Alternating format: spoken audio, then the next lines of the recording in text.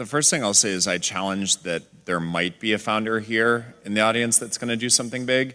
It's like the birthday paradox, right? Like there's absolutely the chance that someone in this room here today will be the CEO, CTO, founder of like one of the world's most changing companies in the next 10 years. We live in a really special place where people get to work on ideas where failure is tolerated. If you travel overseas to other places, there's a reason why Silicon Valley is so different, and it's because failure is tolerated. I realized that I loved doing lots of different stuff. It's not that I loved technology, it was that I loved doing lots of different stuff. So I went to boarding school, and I was the guy hanging an antenna outside of my dorm room window to do a pirate radio station. I was designing flyers for dances, I was DJing, I just love doing a lot of different things. And when I read required reading in school, our junior year was this book called The New Thing, kind of the Netscape saga, right? I read that and I said to myself, this feels like an area of the world I can come to and be myself and do lots of different things and see what sticks. A little schizophrenic in how I treat different ideas and go from thing to thing, but that's kind of the ethos of an entrepreneur. To teach myself Ruby on Rails, and I was like, this is going to be a really awesome skill. So I learned about databases, and learned enough to be dangerous. And this is one of the lessons in entrepreneurship, is that you don't have to be the best, but you have to be dangerous. You have to learn just enough to be dangerous to build an idea, concept it, and show it to the world. And then it turns out there are lots of other people, including all 170 employees that work at Instagram, who are much better at doing all that stuff than I am. But you need to find people who can, be drawn to the idea that you build, and then they end up taking it and making it even better. I think everyone's experience is different. Everyone in this room has to take the idea that there is a perfect next move and throw it out the window. There's no perfect next move. I had the privilege of going to a Marine base once and talking to Marines about how they plan their next move. There's this phrase called bias towards action. The idea that you can spend all of your time thinking about what the perfect next move is, trying to plan, am I going to work at Google? Am I going to work at Microsoft? Which one? McKinsey or Bain? The next perfect move, and spending a tremendous amount of time trying to figure that out. The Marines say you can spend all the time you want, but by the time you figured it out, you're dead. So sometimes you need to make a trade-off of what is the action I can take with the appropriate amount of information and risk to move. Because moving and progress is what gets us to the next step. By moving and learning, it all adds up. That summation of your experience over the last N years is what makes you into the thing tomorrow that will be successful. All the other jobs that I had offered, there were 2 or 3, a couple at a startup, one at Microsoft, one at Google.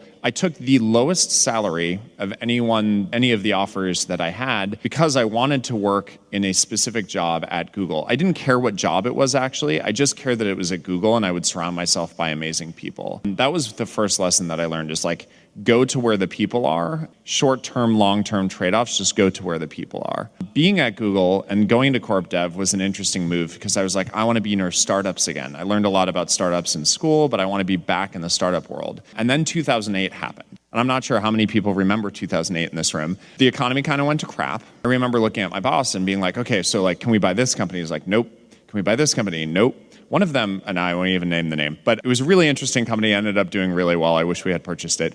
But the thing is, he was we're actually not going to do many deals now. You should probably just go golfing.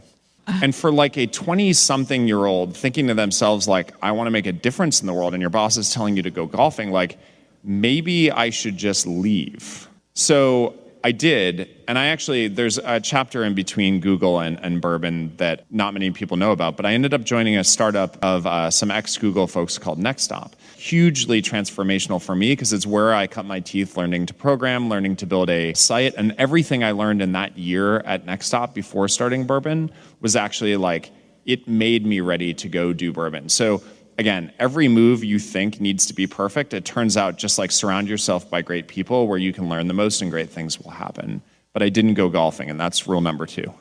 I never know I would be able to survive for 20 years. So I call myself like a blind man riding on the back of a blind tiger. And for 20 years, survived to today, still surviving. But we want to make this company last 102 years. So we finished only 16 years. There are 86 years to go. You started in 1999. Yeah, because in China, everybody want to make company for the last 100 years. This become a slogan. Nobody take it seriously. So if you want to give, the KPI to your people, it should be very specific. Then people know it's serious. 102 years that we were born in 1999, Alibaba. So last century we had 1 year, and this century we want to have 100 years. Next century 1 year. 102 cross-rich centuries. So very specific. So in our company we never talk you're successful or not, because we think there are 86 years.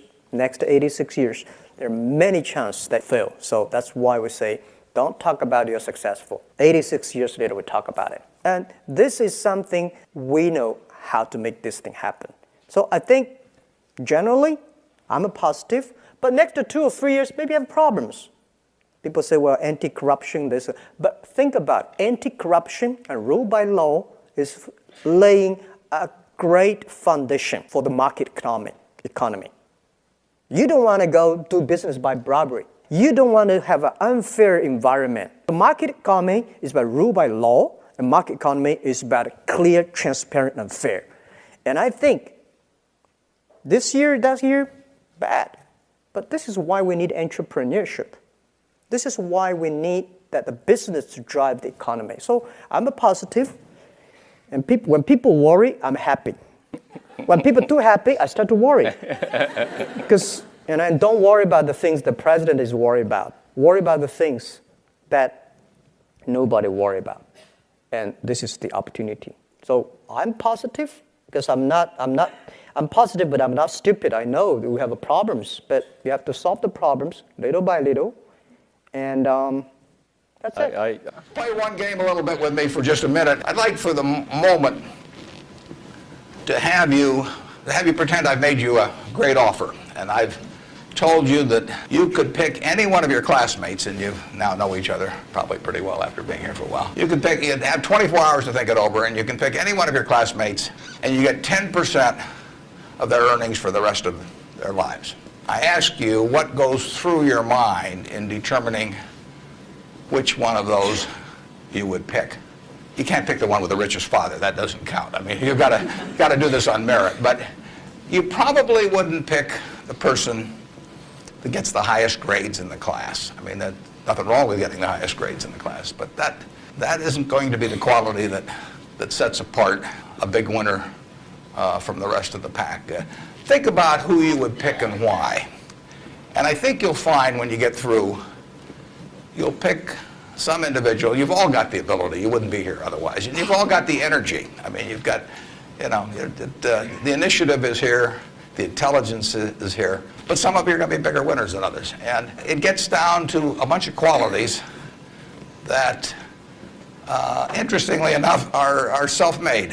I mean, it's not how tall you are. It's not whether you can kick a football 60 yards. It's not whether you can run the 100-yard dash in 10 seconds, whether you're the best-looking person in the room. It's a whole bunch of qualities that really come out of Ben Franklin or the Boy Scout code or whatever it may be. I mean, it's integrity, it's honesty, it's generosity, it's being willing to do more than your share. It's just all those qualities that are self-selected. And then if you look on the other side of the ledger, because there's always a catch to these, free gifts and genie jokes. So you also have to, and this is the fun part, you also have to sell short one of your classmates and pay 10% of what they do. So who do you think is going to do the worst in the class? This is way more fun. And think about it again. And again, it isn't the person with the lowest grades or anything of the sort. It's the person who just doesn't shape up in the character department. I mean, we look for 3 things when we hire people. We look for intelligence, we look for initiative or energy, and we look for integrity. And if they don't have the latter, the first 2 will kill you. Because if you're going to get somebody without integrity, you want them lazy and dumb. I mean, you don't want them smart and energetic. So it's that third quality, but everything about that quality is your choice. You can't change the way you are wired much, but you can change a lot of what you do with that wiring. When you write down the qualities of that person that you'd like to buy 10% of, look at that list and ask yourself, is there anything on that list I couldn't do? And the answer is, there won't be. And when you look at the person you sell short, and you look at those qualities that you don't like, if you see any of those in yourself, egotism, whatever it may be, selfishness, you can get rid of that. I mean, that is not ordained. And if you follow that, and Ben Franklin did this, and my old boss Ben Graham did this at early ages in their young teens. Ben Graham looked around and he said, who do I admire? And he wanted to be admired himself, and he said, why do I admire these other people? And he said, if I admire them for these reasons, maybe other people will admire me if I behave in a similar manner. And he decided what kind of a person he wanted to be. And if you follow that, at the end, you'll be the person you want to buy 10% of. I mean, that's the goal in the end. And it's something that's achievable by everybody in this room. Learning to tell a story is critically important because that's how the money works. The money flows as a function of the stories. And one of the critical things I would encourage you to learn that's way more important in my world than anything else is how to ask a question. Because you want to have the person comfortably telling you what he thinks is important so that you get it. For a long time, we don't understand the product or the market while we're listening. So we have learned to string questions in a way that provides the entrepreneur with a way to explain what he wants to do, how long it's going to take, who the competition is, how much money he needs, without feeling threatening.